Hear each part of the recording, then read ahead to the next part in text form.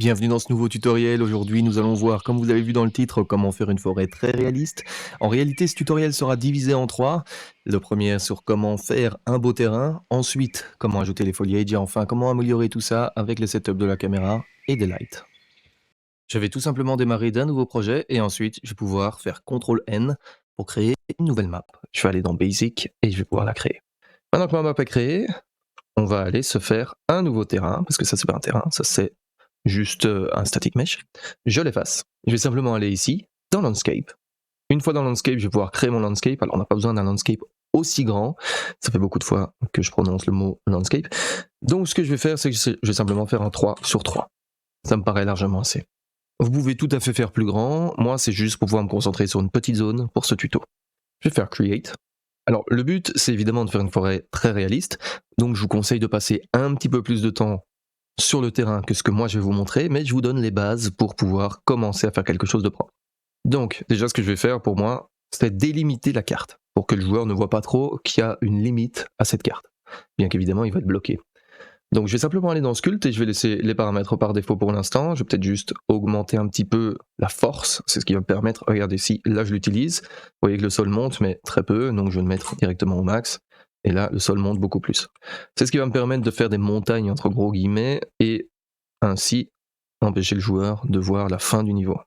Voilà, évidemment, je vous conseille, si c'est la première fois que vous utilisez le Landscape Mode, ici c'est pas vraiment le sujet du tuto, donc je vais pas tout vous montrer, mais je vous conseille d'un petit peu vous renseigner dans l'Unreal Docs et de tester un petit peu, sinon, à votre façon, surtout les brush fall off, et le reste, bah voilà, brush size, ça vous comprenez que c'est la taille du pinceau. Ici, brush fall off, eh bien, c'est justement la force du fall off, donc vous voyez en fait le premier cercle au centre, c'est mon brush, et le fall off, c'est la façon dont il va un petit peu diminuer la force sur tout le contour pour éviter que ce soit un peu trop abrupt. Évidemment, vous pouvez le mettre à 0, ce qui fait qu'on en a beaucoup moins, ou vous pouvez le mettre sur 1, ce qui fait qu'on en a beaucoup plus, c'est beaucoup plus smooth. Regardez, si je vous montre la différence entre ça, non, vous voyez, entre ça et ça, ben, on voit tout de suite la diff, quoi. Donc, maintenant qu'on a fait nos petites montagnes, au centre, on va aller utiliser un noise, ce qui va nous permettre en fait tout simplement d'avoir un sol un peu plus irrégulier. Donc le noise scale, ça c'est un petit peu exagéré, je vais le diminuer de 2. Le brush size, je vais le laisser comme ceci. Alors il faut savoir aussi, c'est quelque chose de très important, là il est en noise mode boss, ce qui nous permet de faire en fait un sol irrégulier dans les deux sens, donc c'est-à-dire qu'il va creuser et sculpter vers le haut en même temps. Et on peut évidemment le noise scale et le brush size le modifier, et il y aura toujours un petit peu un lien entre le noise scale et le brush size. Donc si vous n'arrivez pas à utiliser le noise sur une plus petite zone, parce que par exemple vous avez mis un pinceau à 50, imaginons, eh bien il va falloir peut-être changer le noise scale. Ici je vais remettre, je vais même le remettre comme il était, donc à 2800, je crois que c'était ça, c'est peut-être un peu moins, mais peu importe. Et vous voyez que j'ai fait un clic, et on a tout de suite une petite irrégularité qui se forme, et qui va nous permettre d'avoir un terrain un petit peu plus réaliste pour une forêt. Alors là c'est très grossier, mais oups, par contre, la force on va mettre 0,2, parce que sinon ça va être un peu exagéré. Et voilà, on a un terrain un peu irrégulier, ce qui nous permet d'avoir plus ou moins une forêt. Si je lance, oui, bon. Alors, il faut évidemment maintenant que j'ai modifié mon landscape, il va falloir que je sélectionne mon layer start pour le mettre au bon niveau. Où est-il? Il est là, très bien. Hop, voilà. Donc on voit que c'est pas une très grande map, hein. 3 sur 3 c'est peut-être un peu trop petit, mais au moins, je peux vous montrer rapidement, ici on voit que ça fait un peu forêt, quoi. Le sol n'est pas du tout régulier, et c'est vraiment ce qui correspond pour moi à une forêt assez réaliste. Je vais vous montrer un petit truc bonus que je ne vais pas vraiment utiliser ici, mais qui peut vous être très utile pour pouvoir tracer un chemin si vous en avez besoin, ou pour une route. En fait ça correspond à tout type de chemin, hein, que ce soit pour un ruisseau, pour une route, ou pour un chemin à pied, quoi, dans la forêt. Donc on retourne dans Landscape, et ici on va aller dans Manage, et on va pouvoir ajouter une spline. Alors, pour ajouter un point dans la spline, on va simplement mettre notre curseur où on veut commencer la spline, et on va maintenir CTRL, ce qui va nous permettre d'activer notre premier élément. Alors, moi je connais déjà la taille que je veux appliquer, donc ici, le half width, je vais le modifier à 125. Il faut savoir évidemment que ce sont les mesures par défaut d'Unreal Engine. L'unité de mesure par défaut d'Unreal Engine, c'est le centimètre. Donc là, on a 1,25 m de large. Ici, pareil, on a le side fall off, donc c'est le même principe que pour le pinceau. C'est ce qui va nous rendre le truc la façon de sculpter un petit peu plus douce. Et le side fall off, pour moi, il peut être par exemple à 300, pas plus, puisqu'on a bien diminué la taille. Alors pour l'instant, on voit pas grand chose, mais si je refais CTRL-clic, là, on voit tout de suite à quoi ressemble mon chemin. Alors, pour moi, le fall off et la taille du chemin m'ont l'air très très bien. Donc je vais me faire un petit chemin. Alors, je vais augmenter la vitesse de ma caméra pour me déplacer un petit peu plus vite. Là, je suis un petit peu trop haut, c'est un peu exagéré. Et donc, je vais me faire un petit chemin comme ceci, par exemple. Voilà. Peu importe, hein, c'est juste pour vous montrer. Et donc, pareil, il suffit que je clique tout en maintenant CTRL et je vais faire plusieurs points qui ont tous les mêmes paramètres et la même taille. Maintenant, si je veux tracer ce chemin, alors, je peux tout à fait sélectionner tout. Je sais plus comment. Voilà, je fais CTRL A et je sélectionne tous les points. Et là, du coup, oh putain. Voilà, donc là, j'ai mon dernier segment sélectionné. Si je veux, par exemple, sélectionner tous les segments, je peux faire comme ceci. Et du coup, non. Et si je veux sélectionner tous les points de contrôle, je peux faire ici, Select, Control Point. Alors, à quoi ça sert? Ça sert tout simplement à sélectionner tous les points de contrôle, ce qui me permet, par exemple, de faire une rotation pour modifier tous mes points d'un coup. Bon, alors la rotation, c'est peut-être pas fou, mais ici, pourquoi pas? Ça peut marcher pour un chemin de forêt. Ça me permet d'avoir un peu plus d'irrégularité aussi. Mais surtout, ça me permet, si je viens en déplacer, eh bien, de voir un petit peu à quoi ressemble mon chemin. Là, pour moi, le chemin est très bien. Maintenant, si vous voulez modifier point par point, vous pouvez toujours sélectionner un point ici et venir le déplacer. Vous pouvez le faire évidemment sur les trois axes, donc vers l'avant, vers la gauche ou vers le haut. Moi, je trouve que mon chemin comme ceci, il est très bien, et donc, soit je le laisse à ce niveau-ci, soit je peux resélectionner tous les control points et le mettre plus bas pour venir un peu creuser. Si je le laisse en hauteur, ça marche aussi. En fait, vous voyez ici qu'on a Deform, Landscape, to Spline. Donc on peut faire Only Selected, c'est-à-dire qu'on peut sélectionner par exemple lui, maintenir CTRL, non, lui, maintenir Shift, sélectionner lui, et alors on peut faire Only Selected, et là il va déformer le landscape uniquement par rapport à ceux qui sont sélectionnés, ou alors on peut le faire par rapport à toute la spline, et là vous voyez qu'il trace bien le chemin. Alors ça peut être très cool comme ça, mais globalement dans une forêt je verrais plus l'inverse. Donc c'est-à-dire, j'efface ça, CTRL Z, CTRL Z, CTRL Z, CTRL Z, CTRL Z, CTRL Z, CTRL Z, putain j'ai fait beaucoup, voilà. Et j'ai plutôt du coup le descendre, donc j'oublie pas de resélectionner tous mes control points, le descendre, mais je vais quand même aller sélectionner certains de mes points pour éviter qu'ils soient trop hauts. Voilà, moi j'aime bien qu'ils suivent à peu près le chemin, je vais quand même prendre tous mes control points et le descendre un tout petit peu, parfait. Et maintenant, je vais donc faire All Spline, et on voit qu'il a creusé un petit chemin, ce qui me semble très très bien. Maintenant, on va aller dans Sculpt et on va simplement sélectionner le Smooth, ce qui va me permettre d'un peu arrondir les angles des endroits qui sont pas foufou. On va mettre ça à 0,4 et on va juste changer le brush size à 50. On va aller voir ici, on va changer la vitesse aussi parce que là, ça devient complètement ingérable. Je vais me mettre à 1. Et donc ici, on voit qu'il y a des petits défauts. Simplement venir smooth un petit peu.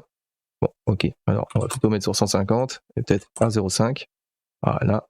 Juste histoire de pas avoir de trucs trop abrupts, pas un chemin trop dessiné. Voilà, hop, hop. Alors vous inquiétez pas trop des petits bugs d'ombre, normalement lorsque vous allez faire un petit build, ça ira beaucoup mieux. Évidemment, n'oubliez pas de sauvegarder votre map, pour ça CTRL S, et ensuite il va automatiquement vous proposer de sauver une map, de la renommer, et de la mettre dans le dossier que vous avez choisi. Alors, dans ce tuto, pour faire une forêt réaliste, évidemment, il faut quand même un bon matériau. Donc, j'avais pas tellement envie de tout vous montrer, mais je vais vous montrer une façon rapide d'avoir un matériel assez correct. Évidemment, pour avoir un bon matériau, on va se rendre sur l'Epic Game Launcher, et à partir de là, on va pouvoir directement aller dans Marché. Une fois que le marché est ouvert, on va aller ici dans Free, puisque évidemment, on veut des matériaux complètement gratuits, et on va aller dans Megascan. Là, je vais directement chercher Forest, pour avoir un matériau qui correspond à une forêt. Et ici, j'ai Megascan Forest Floor volume 2, et c'est celui-ci qui va nous intéresser. Alors, je vais simplement cliquer dessus. Alors, moi, évidemment, je l'ai déjà téléchargé, mais j'imagine que c'est pas hyper sorcier. Il suffit de faire Add Cart. Ici, on va venir valider, et ensuite, il suffira de faire Checkout, et vous pourrez, vous l'aurez en fait, et il suffira du coup après d'aller dans la bibliothèque, de le rechercher. Du coup, on va aller dans catégorie, on désactive tout, et on va faire Megascan, et il est pas là. Ok, bon on met tout du coup. Et on va aller chercher à la mano, tant pis. On est dans les M, Megascan.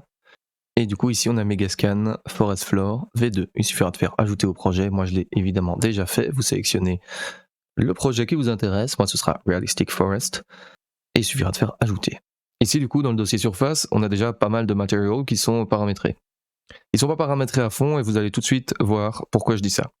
Ce qu'on va faire, c'est qu'on va aller dans le Selection Mode. Et une fois dans le Selection Mode, on va simplement cliquer sur notre landscape, ce qui nous donnera du coup accès au panel Details pour modifier ces paramètres. Ensuite, on va simplement ici venir chercher Material.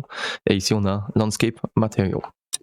Ce que je vais faire du coup, c'est sélectionner. Alors, je vous invite à regarder un petit peu le type de texture que vous voulez. Il suffit de l'ouvrir, la texture Albedo. Comme ça, vous avez tout de suite une petite preview de ce à quoi ressemble la texture. Pourquoi ça met 20 ans, je ne sais pas. Une fois que c'est ouvert, vous avez une petite preview. Vous pouvez imaginer à quoi ça ressemble. Ça me semble pas mal du tout. Mais de toute façon, peu importe celui que vous choisissez, bah, ils sont tous bien, honnêtement. Moi, je vais choisir celui-ci. Non. Celui-ci. Non. Celui-ci. Non. Putain, il était où celui que j'avais choisi? Je crois que c'est celui-là. Mais non. Ah, c'est celui-là, je pense. Et voilà, c'est celui-là. Donc moi, j'avais choisi celui-ci, peu importe de toute façon. Ce qu'on va faire, c'est simplement le sélectionner et venir le glisser, déposer dans Landscape Material, juste ici. Voilà, comme vous le voyez, c'est pourri. Alors, c'est pas la texture qui est pourrie, c'est pas le matériau qui est mal paramétré, c'est tout simplement qu'il y a énormément de répétitions. Et bon, du coup, on pourrait dire quand même que le material instance est mal paramétré. Ce qu'on va faire pour pallier à ce problème, c'est tout simplement créer une micro-variation dans la texture en ajoutant une couleur par-dessus. Vous allez voir, c'est très facile. Maintenant, il n'y a pas vraiment de compréhension à avoir, c'est simplement ajouter quelques nodes dans le matériau. Pour ça, on va venir ici pour pouvoir trouver directement dans le dossier notre material instance. Je vais faire un clic droit parce que le material instance, forcément, vu que c'est une instance d'un material, ça signifie qu'il y a un parent. Et c'est le parent que je vais modifier. Parce que si j'ouvre le material instance, j'obtiens ceci avec des paramètres déjà déterminés. Et je peux modifier ces paramètres, mais je ne peux pas en ajouter. Donc j'ai pas le choix, je dois aller dans Find Parent. Une fois que j'ai trouvé le material instance, le material parent, je vais l'ouvrir et je vais venir le modifier. Alors, ce que je vais faire dans un premier temps, c'est trouver ce qui détermine le tiling. Bah ici, c'est écrit, donc c'est pas compliqué. Soit c'est ça, c'est-à-dire une fonction qui a été créée pour ce matériau, soit c'est tout simplement un texture coordinate. Dans tous les cas, vous allez simplement venir le multiplier en venant chercher soit multiply, soit l'astérisque. Et ce qu'on va faire, c'est tout simplement le multiplier par un paramètre qu'on va définir nous. Donc je vais faire un S-clic gauche, ce qui va me permettre d'avoir directement un scalar parameter que je vais pouvoir paramétrer. Je vais appeler ça micro variation. Après, on peut aussi l'appeler par exemple micro. Bah d'ailleurs, c'est mieux. Je vais l'appeler micro tiling.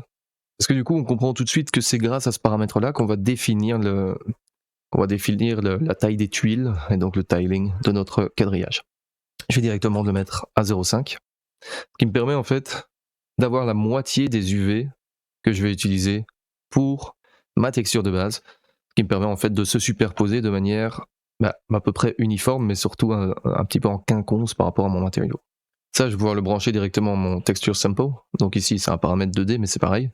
Ça vient récupérer ma texture. Et du coup, il suffira de rajouter ici un autre multiply, branché à un vector parameter, que je vais appeler simplement microtint. Et je vais le mettre en blanc. Et ça, je le branche directement avec l'output de ma texture. Ça, je vais pouvoir le brancher à un lerp. Un lerp, c'est quoi? C'est un linear interpolate, ce qui va me permettre en fait que la transition soit à peu près smooth entre ma texture de base et mon microtint variation. Globalement, je vais faire encore un peu plus de place. Je vais venir chercher ça, je vais le mettre beaucoup plus haut, et je vais, maintenant qu'il est sélectionné, simplement faire un CTRL-D, ce qui va me permettre de le dupliquer. J'oublie pas évidemment de brancher mon deuxième multiply à ceci également. Micro-tiling, on peut le laisser. Je vais simplement venir ici, modifier ça. Hop, je viens donc rechercher un vecteur parameter que je vais appeler micro variation tint. Et c'est ça en gros qui va me permettre justement de varier un petit peu la teinte, ce qui va permettre tout simplement de masquer masquer la répétition. Ici, je vais par contre aller chercher l'output vert et je vais directement mettre une couleur plus ou moins brune, ce qui va me permettre de faire une transition correcte avec ce que j'ai déjà puisque c'est un terrain de forêt. Je vais venir chercher ceci pour le remonter un petit peu. Alors, j'ai fait... Ah ouais, ok, c'est parce que j'étais sur Caps Lock. Voilà, donc je sélectionne tout ça en maintenant Shift et je vais simplement le monter avec mes flèches directionnelles. D'ailleurs, je vais tout prendre parce que manifestement, j'ai pas encore assez de place. Et ici, je vais donc paramétrer mon alpha pour qu'il sache comment utiliser le linear interpolation. Et donc, je vais juste, encore une fois, venir chercher mon tiling que je vais multiplier. Encore une fois, si vous n'avez rien en paramètre de tiling dans votre default material, vous pouvez tout simplement ajouter un texture coordinate et vous pouvez paramétrer le tiling ici. Mais là, comme je le trouvais bien paramétré, je l'ai simplement laissé comme il était. Je vais ajouter un autre paramètre, cette fois-ci, qui va s'appeler micro variation alpha. Je le multiplie aussi. Et ici, je vais venir chercher un texture sample qui va me permettre d'aller chercher en texture mon macro variation, ici. Et comme je l'utilise comme alpha, je vais le mettre sur le rouge, mais surtout, vous le voyez, si je l'ouvre, voilà ma variation. Et c'est cette variation qui va s'appliquer en fonction, vu que là c'est blanc, en gros ça va appliquer aucune variation, ça va rien changer en gros. Et là, vu que c'est brun, bah, ça va juste ajouter du brun sur la texture existante, en fonction de cette image. Et donc, si je mets une autre texture, eh bien, par exemple celle-ci ou celle-là, eh bien ça modifiera de la même façon, enfin ça ressemblera à la texture quoi. Vous allez le voir tout de suite. Du coup ce lerp, je vais pouvoir le brancher à la place de mon albedo. Et maintenant, c'est fait. Il suffit plus qu'à mettre apply. Je peux quitter ça et j'ai peut-être oublié de paramétrer mon micro variation. Du coup, pas de souci. Je vais venir ici. Je vais retourner dans ce que je viens de modifier. Donc, je vais rechercher mon parent. Je le rouvre. Et le micro variation, je vais le mettre à 0,01. Maintenant, je peux appliquer. Je reviens. Et là, c'est bien effectif. Donc là, on le voit, il n'y a plus aucune répétition. C'est beaucoup mieux. Et maintenant, si on a besoin de changer ces petites options, eh bien, on va simplement venir chercher le Landscape Material. Et ici, on va aller tout en bas pour retrouver nos paramètres à nous. Et on voit bien qu'on a Micro Tiling. On n'oublie pas d'activer Micro Variation Alpha. Et si on le met en petit, eh bien, on peut voir qu'on peut directement modifier la teinte aussi. Je peux le mettre en noir, par exemple. Il ne faut pas oublier de faire OK pour que ça prenne effet. Je peux le mettre plus clair. Je peux le mettre plus brun. Voilà. Et évidemment, je peux aussi modifier les différentes options ici. Donc, par exemple, je peux mettre 0,1 ou je peux mettre 1 ou je peux mettre 0,01. Vous voyez que la différence se fait fort ressentir, évidemment. Du coup, ici, ce que je vais faire, c'est que je vais mettre 0,5 comme j'ai dit. 0,05. Attends. 0,1. Et ici, du coup, ce que je vais faire, c'est que je vais pouvoir aussi modifier un petit peu ceci. Et c'est surtout le Micro Variation Alpha qui va déterminer la taille de mes variations. Donc ici, pour moi, ça semble assez bien. Vous voyez par exemple que sur 1, on n'a quasi aucune modification. Et que sur 0,1, il y a pas mal de variations, ce qui nous permet justement d'avoir quelque chose de plus réaliste. Le problème, c'est que ça gâche un peu notre texture. Donc moi, je dirais que quelque chose comme 0,5, c'est pas mal. Maintenant, de loin, on voit toujours notre répétition, mais ça, c'est pas trop grave, parce que de toute façon, on va rajouter nos arbres, et donc avec les arbres, bah, il n'y a aucun problème, on ne le verra pas. N'oubliez pas de sauvegarder. Il y a encore un petit détail, quelque chose que j'aime pas, c'est la texture. Elle est trop petite. Je trouve que ça pose un vrai problème. Quand on regarde ici plus près, si je le lance et qu'on check, pour moi elle est trop petite. Donc ce que je vais simplement faire, c'est aller dans le Material, je l'ouvre, et ici je vais activer les tiling pour le diminuer par 2.